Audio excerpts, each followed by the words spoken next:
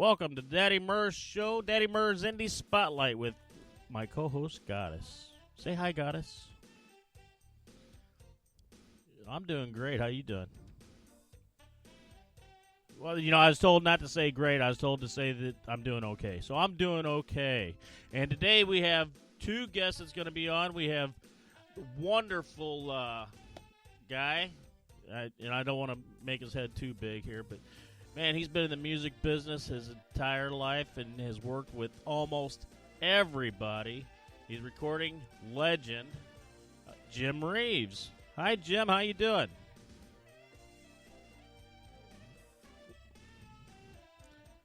Well, we love having you here, and we're just going to sit around, and, have a lot of stories, and play around, and have a lot of fun. Like I said, I'm glad you're here. And Tally Ice Pack Jackson, got to give a shout out to Tally because he's the one that introduced us, right?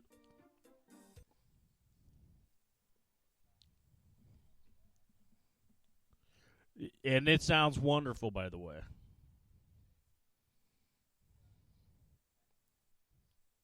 Back to business. If anybody wants to get a hold of Tally, you can get a hold of Tally on his. He's on Facebook, he's on Twitter, he's on everywhere. It's I know his Twitter handle is icepack9999. So get a hold of Tally on Twitter, and he will tell you where you can get all of his stuff, including his new album.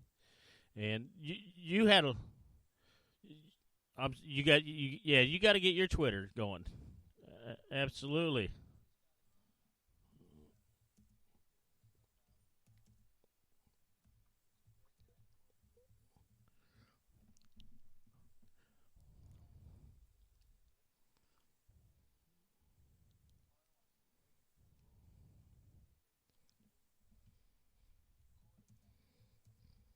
Right. I know I've been talking a lot to Tally, over the last few months, I guess, and he's, I consider Tally a friend, and he just super funny guy, you know. But we're here to talk about you.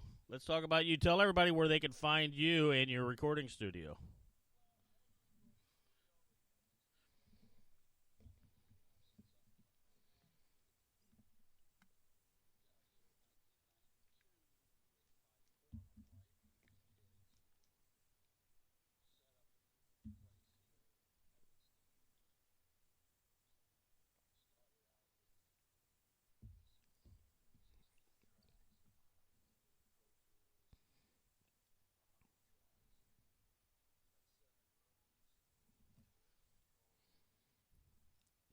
Wow.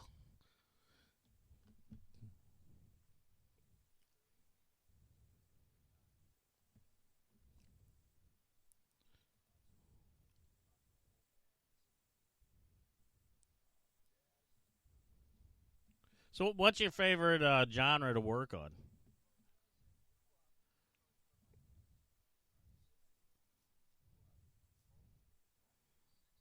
All right, you gonna sing for us?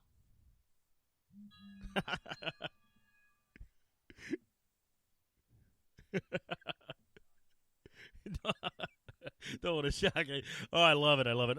We're going to say hi to everybody in the chat room. There's a lot of people in the chat room today to listen to you. Vanilla Wafa, Irish Ginger, Lady Lake Cindy, and Lady Lake Jen. Hello, everybody. How y'all doing? And let's see who else. I can't. Everybody's talking. I can't scroll that fast. Okay, great. So what else is new? What else is going on?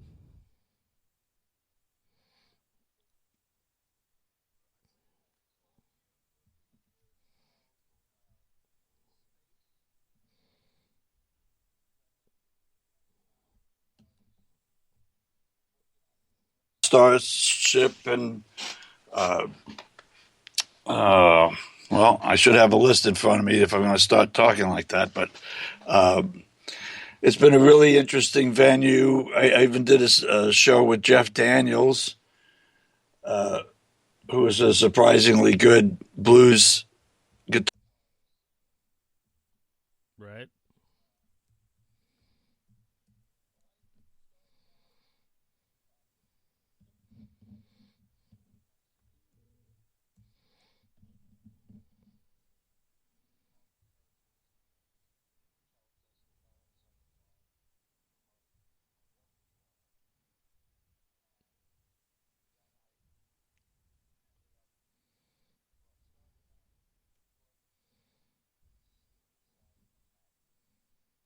where Benny Goodman used to record, and so I got to work with him and Sarah Vaughan and Vic Damone and Florence Henderson, Johnny Ray, and Leslie Gore, which was the most fun.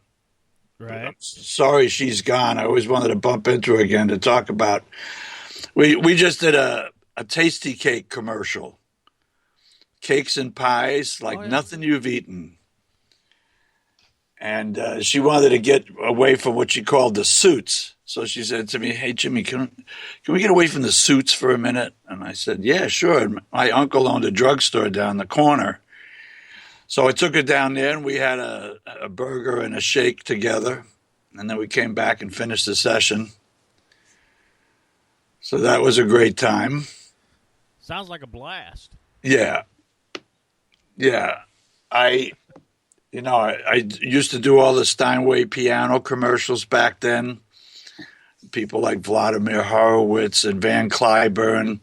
A lot of highbrow stuff, not much rock and roll, although I was sneaking my group in on the weekends because I had the keys to the place. I started out there as the porter, so I just, mopped the floors and cleaned the toilets, went for coffee from time to time, and then eventually they let me start editing, and then I just started doing sessions there. So you went from mopping the floors to being one of the world's most renowned recorders. Yeah, the most renowned. The most renowned. Oh, okay. Thanks for. They don't have font big enough for how renowned I am. You need a whole new internet for you, right? Yeah, they had to let me out without a pass today just to do this. Well, I hope somebody's paying you for it. I'm telling you what, the check is in the mail. Yeah, rich or poor, it's nice to have money. Right. I wouldn't know what that feeling is like. Yeah. Money, well, I can tell you, never lend a millionaire any money because they never have any cash to pay you back.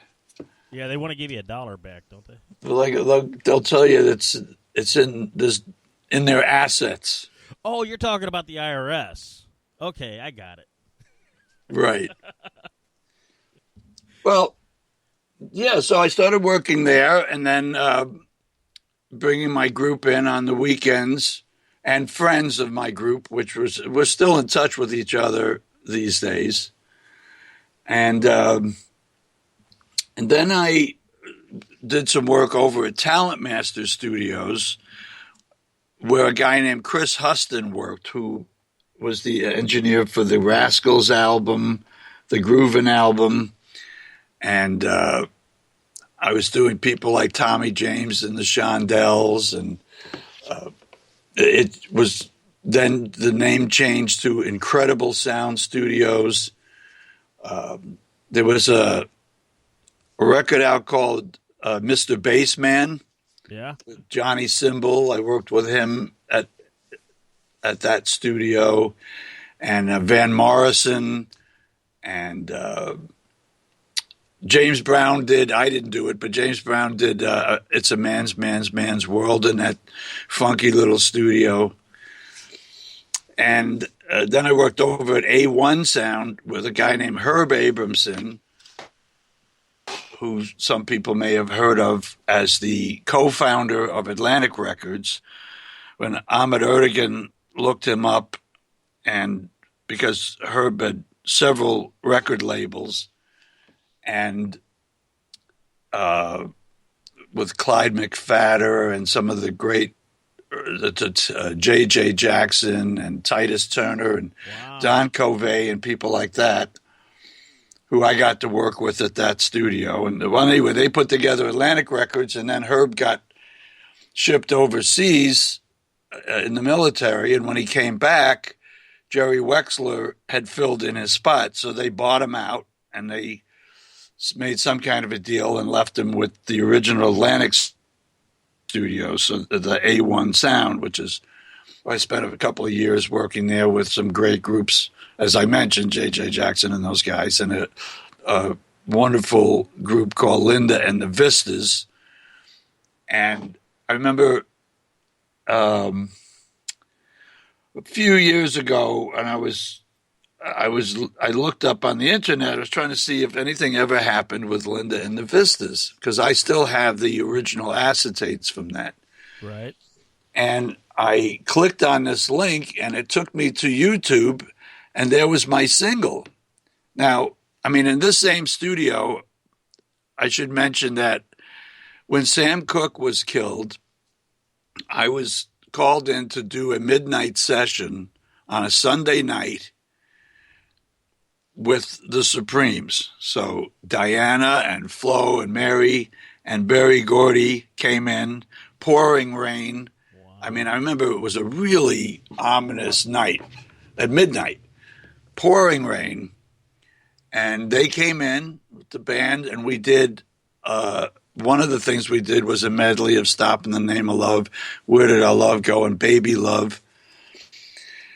But anyway, you worked on Stop in the Name of Love? Well, not the original. This was they redid this medley as a part of the album, this memorial album to Sam Cooke, who had just been killed. Oh, okay. So, and I tell you, I don't really know whatever happened to that, and I don't have my copy of the tape anymore because, well, that's a long story, but I, would love to know where that tape ended up. But so that's another person I'd love to see is Diana sometime backstage and say, hey, do you remember that night we did that session? Well, if Diana's listening, Diana, call in. Go ahead. Yeah, call in, Diana, or Skype in. No, what's the other thing we were talking about? Twitter. Twitter me. But well, you got to figure out what your Twitter handle is, though, don't you? That's right, I do. I was trying to find you, I couldn't find you, so. Well, yeah, no, I guess I have to go look at my database and see what it is. Yeah, because everybody wants to know. I'm telling you that right now. Everybody's asking in the chat room, what is his Twitter handle? Right.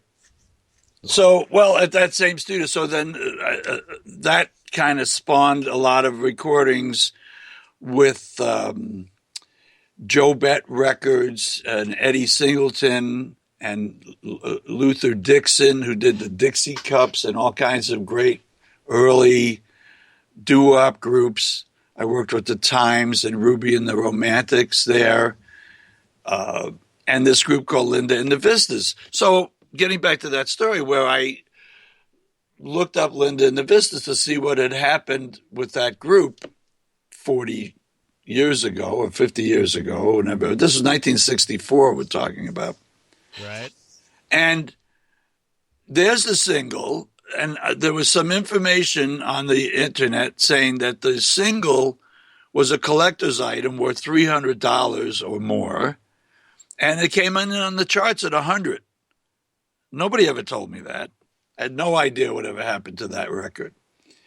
But consequently, through the YouTube video, I was able to forensic my way back to getting in touch with Linda. So we've been in touch with each other in the last few years, cool. Which was a fabulous thing. There's also a guy named Sid Barnes, who we did a few singles together with Herb Abramson producing. And he's still out there playing, and he was partners with Minnie Riperton. I don't know. Do you remember that name at all? No, not familiar to me. She was the girl that could sing that, sort of Mariah Carey falsetto way up in the sky thing. Oh, okay. Loving you is easier. Da, da, da, da, da, da. Oh, I told you I shouldn't